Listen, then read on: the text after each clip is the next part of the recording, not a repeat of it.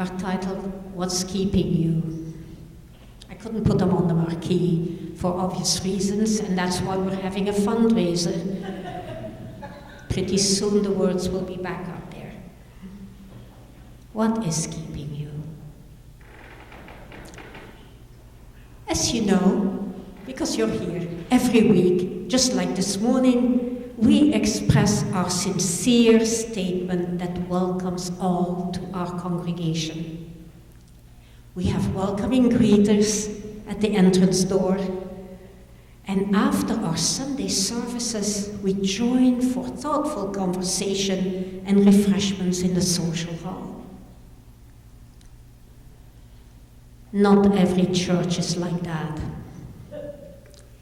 My worst ever church experience happened a long time ago, but I will never forget it. It was truly unforgettable. Around 1968, 1969, I immigrated to Canada with my partner.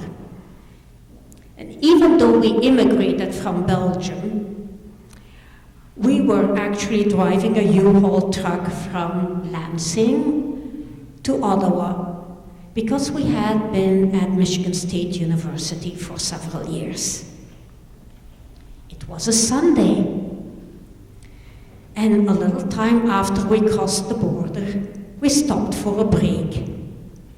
And my partner noticed that there was a church that was about to start services, and convinced me that we should both attend. So we did go in. But at one part of the service, the pastor started giving a rather ranting speech about those people who were coming from the United States and thought they could act as if they were members of a Canadian community by attending church there. He was talking about draft dodgers from the US. And indeed, the timing of our immigration to Canada coincided with the massive escalation of US troops and the expansion of the draft lottery. It was a time when many were trying to get medical exemptions like bone spurs and things like that. So being in this church service, we started feeling more and more uncomfortable, especially because the pastor looked straight at us and pointed. We were thinking, should we just walk out?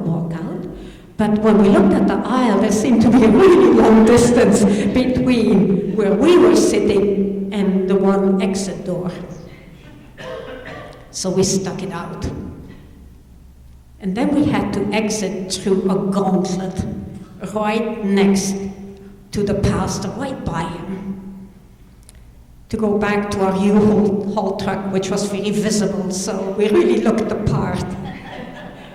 And I was thinking, the next time my partner has the idea of going to a church, I will just wait in the car.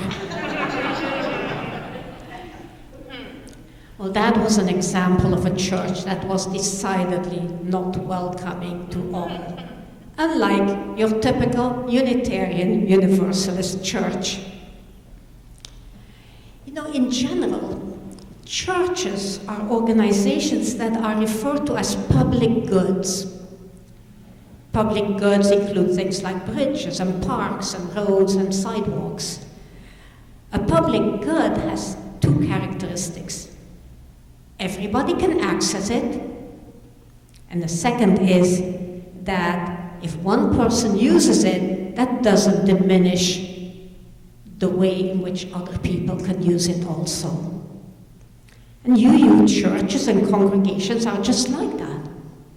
I know at one point we might have standing room only in a room like this, but we're not there yet. Many other churches, like the one I had the bad experience in, are more like clubs, they say. They have membership requirements. One of them was not to be a draft dodger from the US.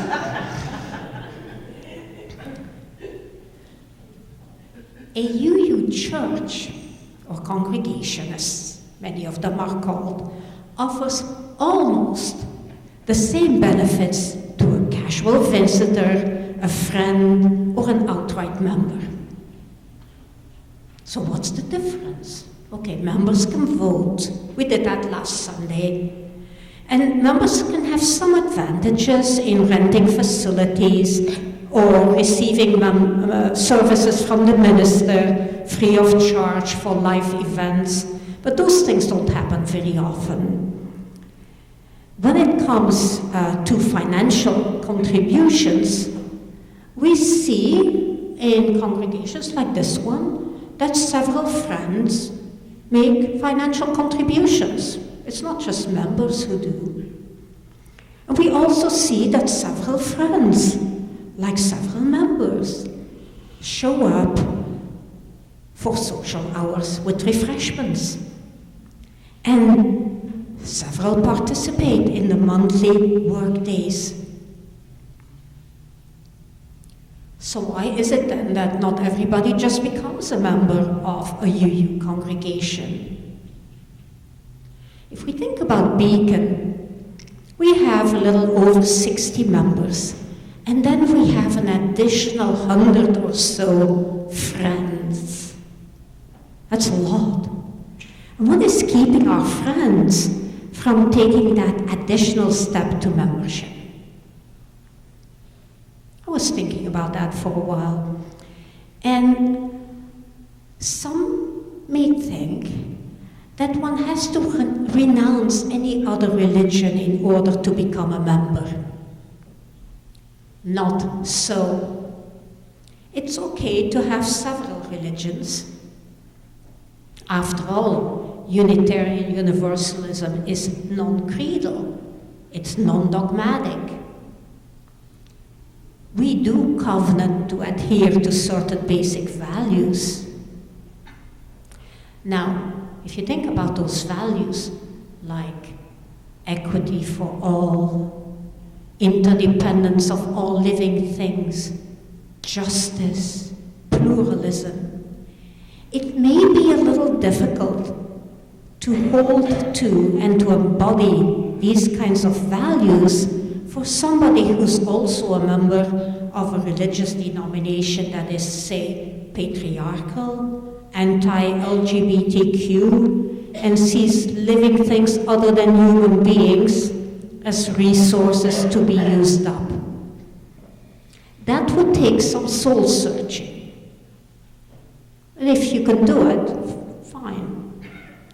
If you do not hold the covenantal values, however, this is a good time to think about and to remind you that when you become a member, you do say that you adhere to those values.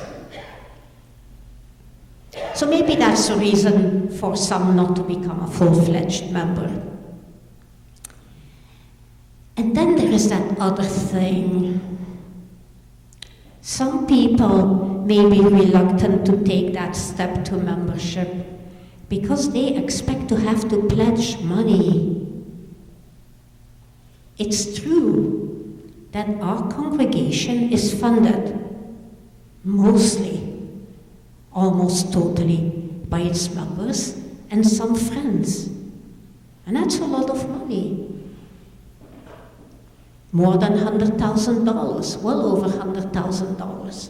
So you do the math on average. But what is the minimum? How much is the minimum? There are some people who give an awful lot, and then there are others who give the minimum, or something in between for many. How much is required at least? Unitarian Universalist congregations do not require a pre-specified amount or a portion of your income. That sounds scary. You decide what to place, what to enter on that form that is the annual renewal of membership form, which is also a pledge for the year to come. What is the minimum? In my home congregation in Mount Pleasant, there was one very recalcitrant member who didn't like a policy or policies that were held by the congregation, but still was showing up. And when stewardship came around, they said, well, what is the very minimum I can give a year? And they said, $1, because they prefer not to get coins, you know. So they said, okay, $1 a year will do it. And that's what that person did. They pledged $1. At Beacon, when people ask, we tend to suggest, although it's not in the bylaws don't specify an amount, but we tend to suggest something like $5 a month. If you add that up for the year, I don't think we count that month when we're in the social hall, so that would be $55 per year. And I just looked up and found that that is half of what a person spends on 1 week's worth of groceries. What a deal. That's very little. And on the other side, look at what we get as Unitarian Universalists. It's not just the cookies downstairs and the coffee.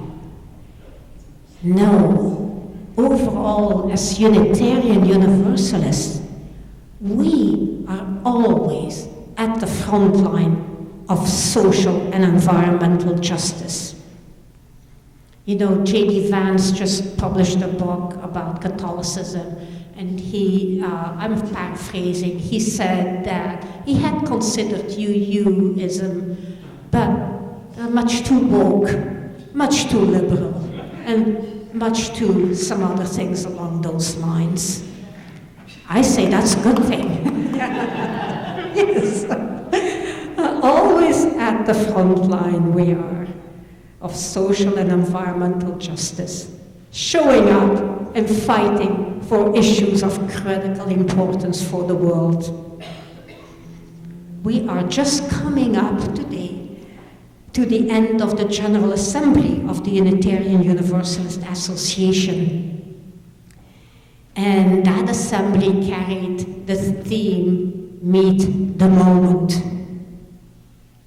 At the opening program, strange name for it because this has been going on as a General Assembly for a week now, and yesterday there was something called opening program.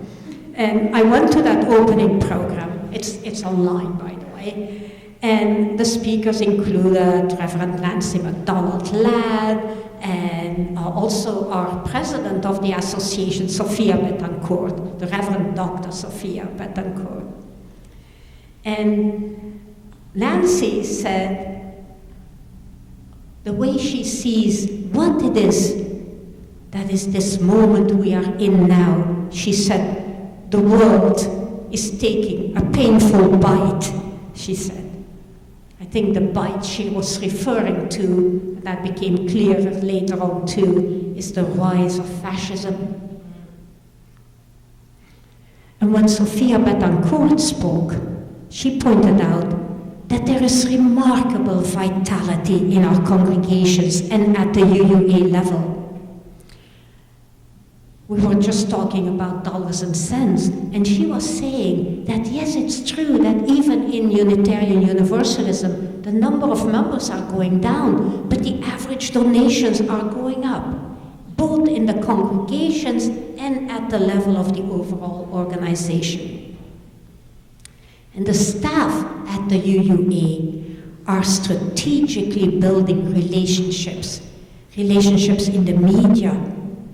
Even though many of us feel separated and isolated, the UUA staff is pulling us together and making statements and being present.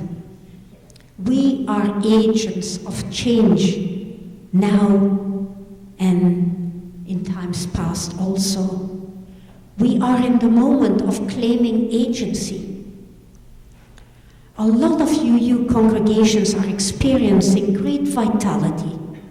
We are showing up again and again, and we remember and we practice what our UU ancestor James Luther Adams always said: in difficult times, supporting our institutions is the most important things that we can do so that we can pass them on to the next generation. Sophia Betancourt reminded us that Minneapolis and the action there that UUs were very visible in, it opened up possibilities that did not exist before, namely the power of a new social movement. Interestingly, after that, a few months later, the Department of Defense included Unitarian Universalism to be removed from their published list of religions. Although they cannot remove it from one's dog tags, that would require a change in the Constitution. They haven't gone that far. You can put on your dog tags what your religion is. And the chaplains have the same responsibilities as before. So this is basically just on paper. But they did that even though the founder of Universalism in the United States, John Murray, was commissioned by George Washington himself. But we are still here, and we will be here. A few days ago, just 2 days ago, I think, when President Obama spoke at the opening of his presidential library, he mentioned that it was our own UU ancestor, Theodore Parker, who lived from 1810 to 1860. He is the one who was the original author of that powerful saying: the arc of the moral universe is slow, but it bends toward justice. Many of his words, many of his quotes and his writing have inspired many civil rights leaders like Martin Luther King and others. Parker was a transcendentalist and a minister of the Unitarian Church. We are on this moral arc, or this arc of the moral universe. Sophia Betancourt reminded us yesterday that we are called at this moment in history to show up fully, to belong fully, to pursue vital shared ministry. The needs are unbounded. We should be present, and we are. Democracy and our faithfulness intersect. Claim the pride, she says, the pride that UUs have held in shaping the values held in this country. So that brings me back to reflecting on what is the real value of being a member of a congregation, of this congregation. The real value is intangible. It lies in this pride, in this embodiment of our values. It lies in the two-way acceptance with respect to a congregation. We accept you, you accept us. It gives us the proud feeling of this Unitarian Universalist Church being our community, our home, our base for being agents of good change, our feeling that we are part of that moral arc that bends toward justice, that we are part of the building of that bridge towards the beloved society. We are on the bridge as it's being built, and may we continue to make it so.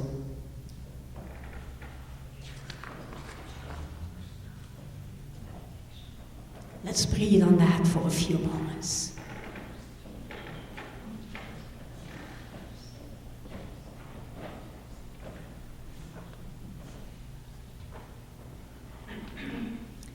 And let us now rise in body or spirit for our second